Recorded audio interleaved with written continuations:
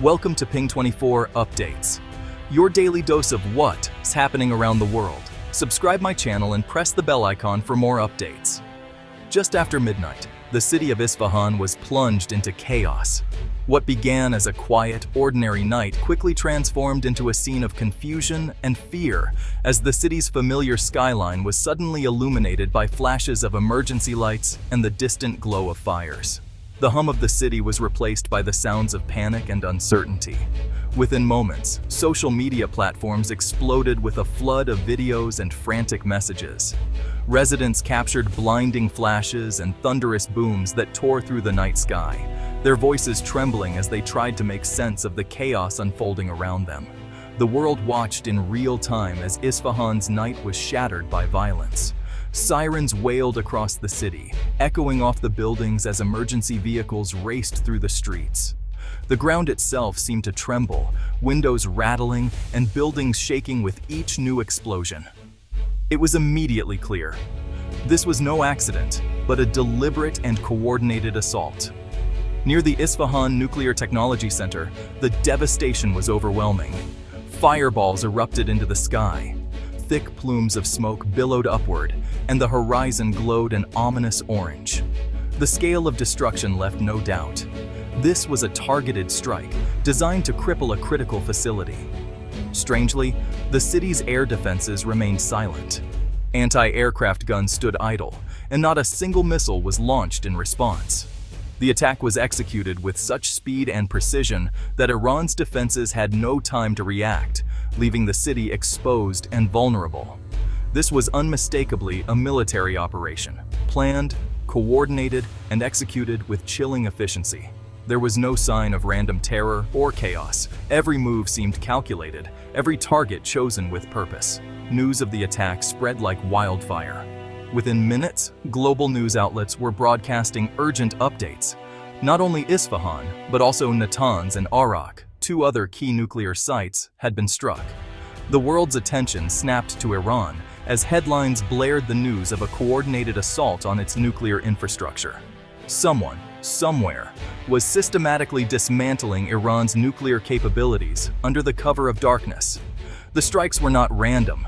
They were part of a larger, meticulously planned operation, targeting the very heart of Iran's nuclear ambitions. As dawn approached, the world awoke to a new and dangerous reality. News anchors struggled to keep up with the rapidly unfolding events, while people everywhere watched their screens in disbelief, trying to grasp the magnitude of what had just happened. In both Tehran and Jerusalem, the silence was deafening. Government buildings stood empty, their lights burning late into the night. The air was thick with tension as leaders weighed their next moves in the face of an unprecedented crisis.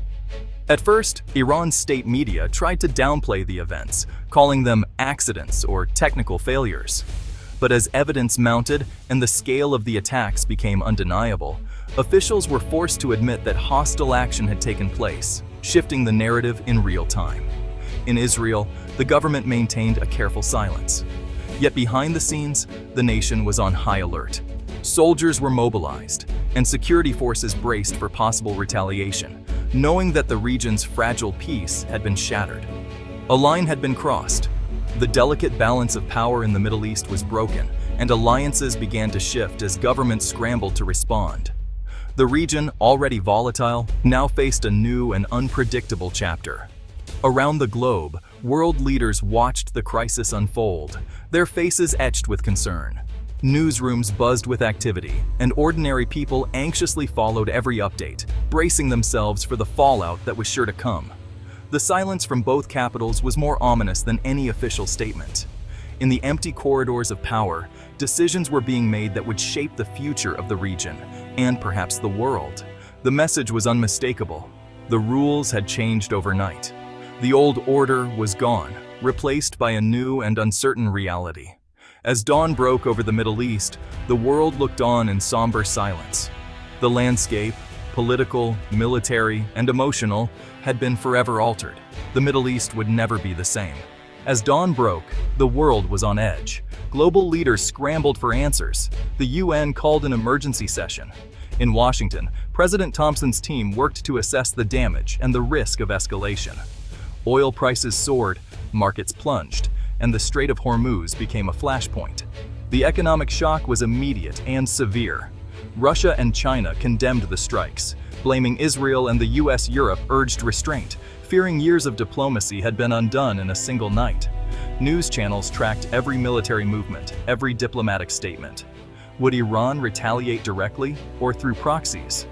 The world held its breath, waiting for the next move. All evidence pointed to Israel.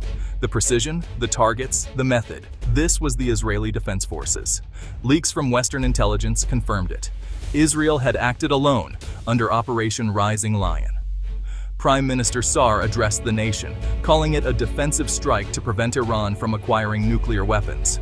He presented satellite images as justification, insisting Israel had no choice. Years of intelligence and covert operations had led to this moment. Israel would not wait for diplomacy. It would act to protect itself. The world now had to reckon with Israel's bold declaration of military autonomy. The lion had roared, and the world was forced to listen. Israel's red line was clear. Iran must not reach nuclear breakout. Diplomatic talks had stalled. Iran accelerated uranium enrichment and blocked inspectors. Mossad uncovered plans to move centrifuges to a new, deeply buried site, making future strikes nearly impossible. Intelligence showed Iran was moving from capability to weaponization. The window to act was closing fast. Israel's doctrine of self-reliance left no room for hesitation. Past strikes on Iraq and Syria set the precedent. Israel would act alone if necessary. The risk of inaction outweighed the risk of war. The red line had been crossed. Israel moved decisively. Israel launched a meticulously planned operation, targeting the very core of Iran's nuclear ambitions. The mission was not just about sending a message. It was about striking at the infrastructure that could one day produce a nuclear weapon. Every detail was considered, from the timing of the attacks to the selection of targets, ensuring maximum impact on Iran's nuclear capabilities. Natanz, Iran's primary uranium enrichment facility, was the first and most significant target. This sprawling complex houses thousands of centrifuges, the machines essential for enriching uranium. By hitting Natanz, Israel aimed to destroy these centrifuges, disrupt ongoing enrichment, and set back Iran's progress by years. The damage was extensive, leaving the facility crippled and in need of major repairs. Fordow, hidden deep within a mountain and protected by layers of rock and security, was next. This site is critical for high-level enrichment, and its underground location makes it especially difficult to attack. Israel's strike focused on sealing entrances and damaging infrastructure, making it nearly impossible for Iran to resume enrichment activities there in the near future.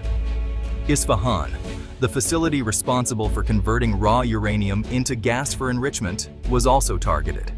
By striking Isfahan, Israel aimed to disrupt the supply chain, ensuring that even if centrifuges survived elsewhere, they would lack the necessary material to continue enrichment.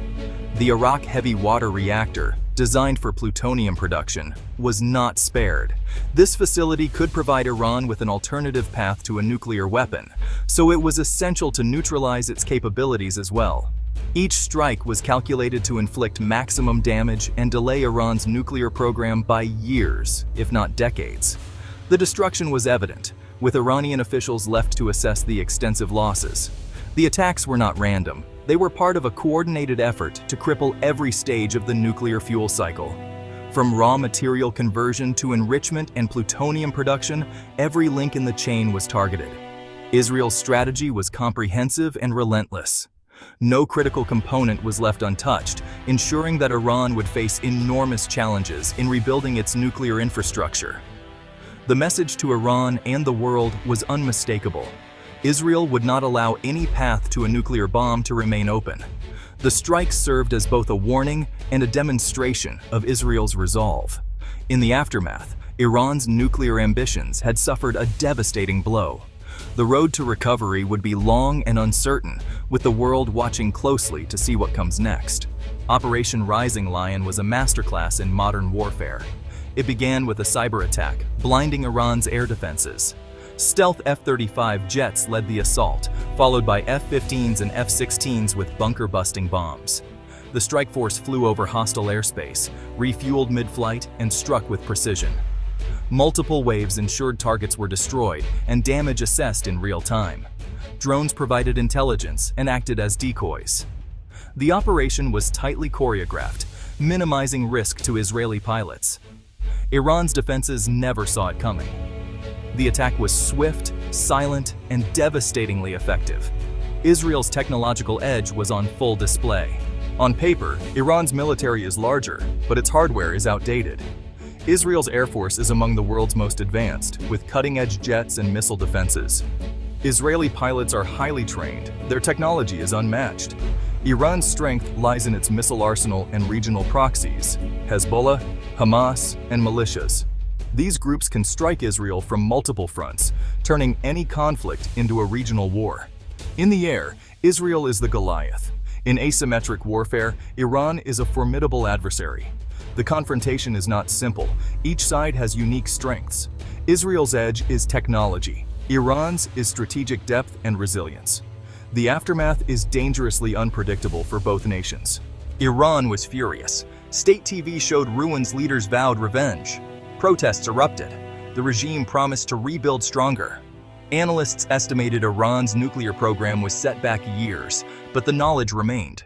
Many warned the attack could push Iran to pursue a bomb in secret, abandoning restraint.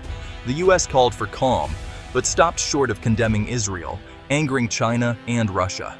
Europe's diplomatic efforts collapsed overnight. Oil prices soared, threatening a global recession. The world economy trembled as shipping and insurance costs in the Gulf skyrocketed. The attack's impact rippled far beyond the Middle East. The world stands on a precipice, watching as the Middle East undergoes a transformation unlike any in recent memory. The region, long marked by tension and fragile alliances, now faces a future shaped by uncertainty and fear. Every decision made in the coming days will echo across continents, affecting millions of lives. Iran's promised revenge could mean missile strikes, proxy attacks, or all-out war. The threat is not just rhetoric. Militias are mobilizing, and the specter of violence looms over cities and borders alike. Civilians brace for impact, uncertain where the next strike might land. Diplomacy is in chaos. The nuclear deal is dead. Negotiators have left the table, and the hope for peaceful resolution seems to fade with every passing hour. The world's diplomats scramble for solutions, but trust is in short supply. Hardliners in Tehran are emboldened, convinced only a nuclear deterrent can guarantee security. Their resolve has hardened, and the pursuit of nuclear capability is now seen as a matter of national survival. The stakes have never been higher. The UN is paralyzed. Global powers are divided. Old alliances are tested, and new fractures appear as nations struggle to agree on a path forward. The international community's inability to act only deepens the crisis. Israel's attack may spark a regional nuclear arms race as others seek their own deterrent. The fear of proliferation grows, with neighboring countries now considering their own nuclear options. The balance of power is shifting rapidly. The Middle East has changed forever. Covert war is now open conflict. What was once fought in the shadows is now broadcast to the world, with armies mobilizing and cities preparing for siege. The sense of normalcy has vanished. Israel's gamble may have bought time, but at a steep price. The cost is measured not just in lives and resources, but in the trust and stability that once held the region together. The consequences of this decision will be felt for generations. The coming days are critical. Restraint or escalation hangs in the balance. Every hour brings new risks, and the world holds its breath, waiting to see if leaders will choose dialogue or destruction. The world can only watch, hoping leaders choose peace. Ordinary people everywhere yearn for calm, praying that reason will prevail over anger and fear. The desire for peace is universal, but the outcome remains uncertain. But the drums of war are beating louder than ever. The tension is palpable, and the choices made now will shape the fate of the Middle East and the world for years to come.